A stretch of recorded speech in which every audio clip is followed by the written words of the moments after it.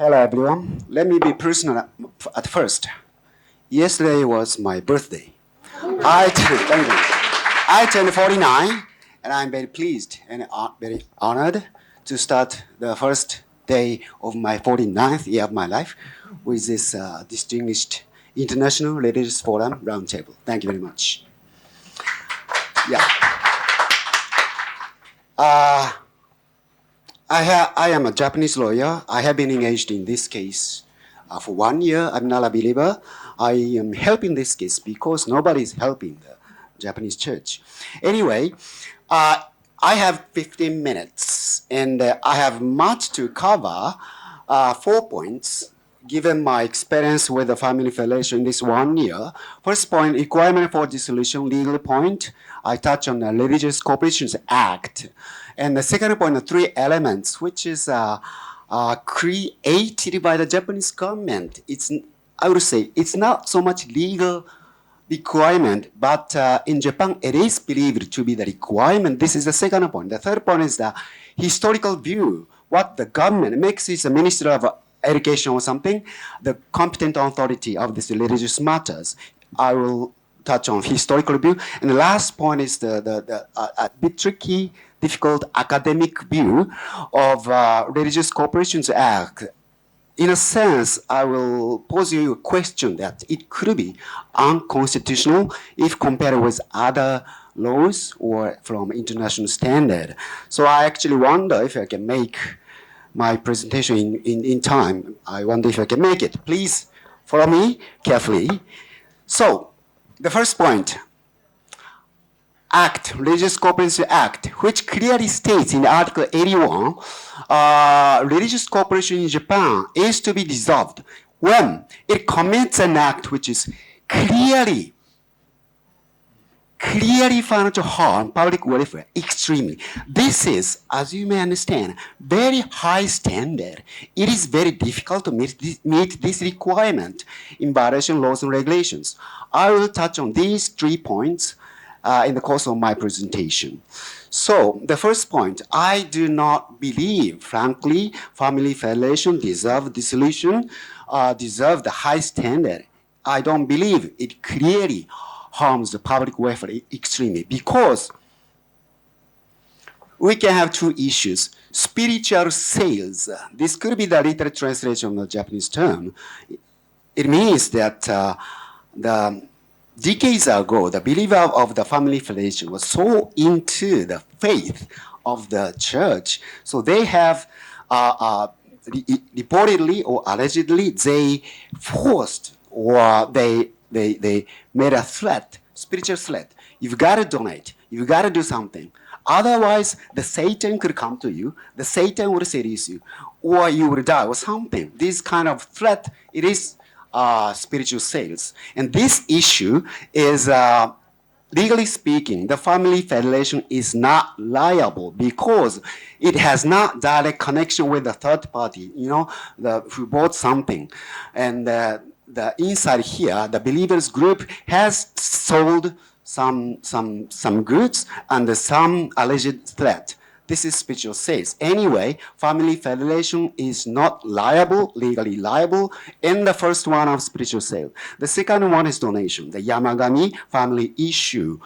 This is, I believe, is not so much related to public welfare because it is within the church, within the religious group. What happens is a believer was made a face into the family federation and donated lots of money. And in the course of time, you may be surprised that the average length from the first donation to the filing of the suit by the other side, National Network of Lawyers Against Spiritual Sales, is, you may not believe, 15 years. From the first donation to the filing of the lawsuit is 15 years. Anyway, this is the issue of the, I would say faith or within the group. Believer believes something, and in 15 years' time, I lost the faith. I donated a lot. Please give me back. I would say this is very demanding request. And that is why I don't believe this is clearly harm the public welfare.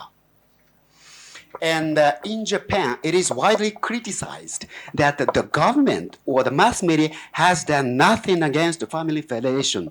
They has been silent for 30 years. But I say it deserves silence because, as I said, in the first one of spiritual sales and the second one was donation, the Japanese Church Family Federation has done almost nothing wrong to be noted. Let's see this. Spiritual says, yeah, decades ago they have been done some allegedly wrong things, but after the compliance declaration, 2009, the Japanese church declared compliance, and it is now being well enforced. And so it is a very old story. And the donation issue is, as I said, it's within the group, within the religious corporation. It's a matter of faith. So I don't think it is to be blamed, and especially after the declaration of compliance. Statistics shows almost no litigation is filed against the family federation for this 13 years or 10 years or something around. I will touch on later. And I will make your eyes wide open with this graph, the strong correlation between the number of abductions in red and also the number of trials, litigations filed against the family federation in black. You can see easily strong connection. Abductions meaning the other side, the wicked guys seduce the young believer and force them to lose their faith in a kind of, as you said, programming. And if you lose faith, the other side said, prove it. How do you evidence that you lost your faith in the family federation? If you lose your faith, do file a litigation against the family federation. Otherwise, I will still consider you being a believer of family federation. In that way, many suits are filed against family federation, but it is over. It is over because you may know Mr. Torgoto, who was confined for a long time, as you may not believe, 12 years and a half, and he won at the Supreme Court of Japan in 2015. So it is the end of the story. No abduction, no kidnapping, and also it is the end of the litigation.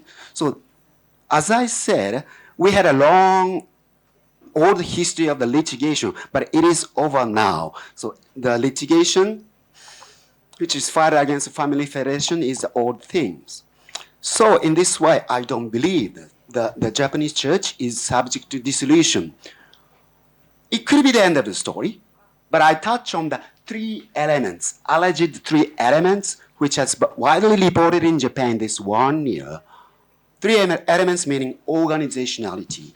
Individual has done something wrong, and as an organization, if the corporation is liable to something, this is organizationality. Continuity, whether it continues to do wrongdoings and maliciousness, to what extent the Japanese church has done wrong. These three elements, as you may not believe, which is widely reported in Japan, is not at all stipulated in the law. No mentioning on these 3 points in the Religious Cooperation Act. And also, under the case law, I'm the lawyer. I examine many case laws. Not at all established in case laws, these 3 elements. But just in case, for your better understanding, I touch on 3 elements. Number 1. Sorry, I skipped 1 page. Number 1, organizationality. I explain this way. If the individual, some believer has done something wrong, but that will not lead to the dissolution of the religious corporation. Individual matter, corporation matter is different. So we have a case law of Om Shinrikyo about 30 years before.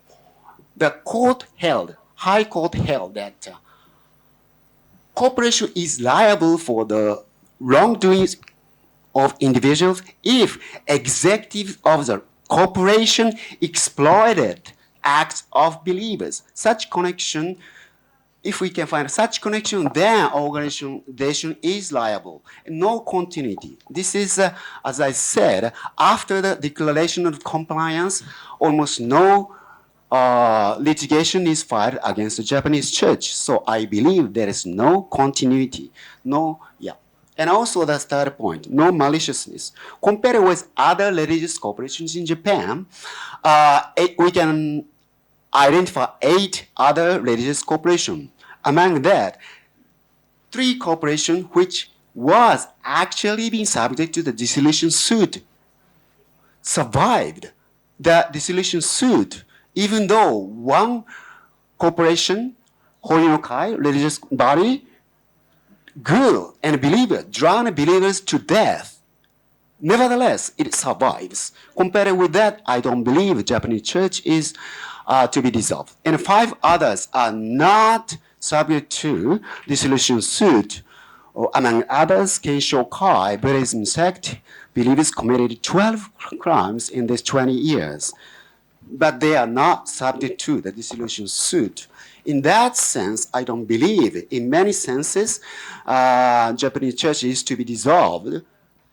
In fact, historically speaking, the Japanese government or the next competent authority has made right decisions 3 times. First time, 94, Prime Minister Murayama said in the Diet that the Japanese church is not to be dissolved. And 4 years later, 98, the next competent authority followed Prime Minister Murayama, and we had a declaration of compliance. Thereafter, I can say we had Japanese church has made a great improvement, no litigation filed for a long time. And this one, the other side, the National Network of Lawyers filed a lawsuit that the government or the next has not filed a dissolution suit, that it was wrong. The government should have filed a dissolution suit, and that was contended. That was fought in the district court. But at the end of the day, in 2017, the court held that there is no need for dissolution. So historically speaking, I don't believe the Japanese church should be dissolved. The last part is a tricky one. I will compare RCA, Religious Corporation Act, with the Companies Act. Religious Corporation Act, now in question, is very old, enacted in 1951, 72 years ago. It is very old. That is why it's very primitive, or it is very poorly designed, poorly drafted, compared with the new one, 2005. I'm very proud of it. This is, can I go back to the page 3? I'm touching here. Requirement for dissolution in violation laws and regulations. Laws, very vague, because it is very old, very old. Let's see the new one, Companies Act. It has a similar provisions for dissolution order. It says clearly criminal, in violation of criminal laws, but RCEA is very old, very vague. That is why it says only laws. And also you can see here in this page, very poor due process in the old act of RCA. Let's start with the new one, 2005, in the 21st century. In the company law, if the company is dissolved, the competent authority, Ministry of Justice, should issue a written warning to the subject company. And thereafter, the company should make a violation many times, continuously or repeatedly. In this situation, then the company should be subject to the dissolution suit. Compared with the Company Act, the old one, RCA, says nothing. So this is, legally speaking, this is a right to notice and hearing. Every person, every individual, every entity should have given an opportunity to defend. Without identification of the wrongdoings, we cannot defend. In that sense, RCA can be said to be unconstitutional. The last part of my presentation, less restrictive alternative. This issue is the issue of fundamental rights, human rights. So in this issue, the government or the state should seek less restrictive alternative. Government should impose the least restrictive options to the subject entity. So from less restrictive one to more restrictive one. So now the Japanese government is about to issue a dissolution order suit to the Family Federation, but I doubt this is in a due process. In the fundamental human rights issues, the government should make deliberate decisions from less restrictive alternative options. In fact, under the case law in Japan, Omuri Shindikyo is dissolved. 27 years ago, the Supreme Court said which killed, Omuri Shindikyo killed 29 people. It is dissolved because the dissolution is necessary and unavoidable. So, may I humbly ask to the international friends of mine, whoever believes in the rules of law, to consider if the Family Federation in Japan is to be dissolved. Given the points that I made, I wrote a book in August, and the translation of which we can see in Bitter Winter. Thank you very much.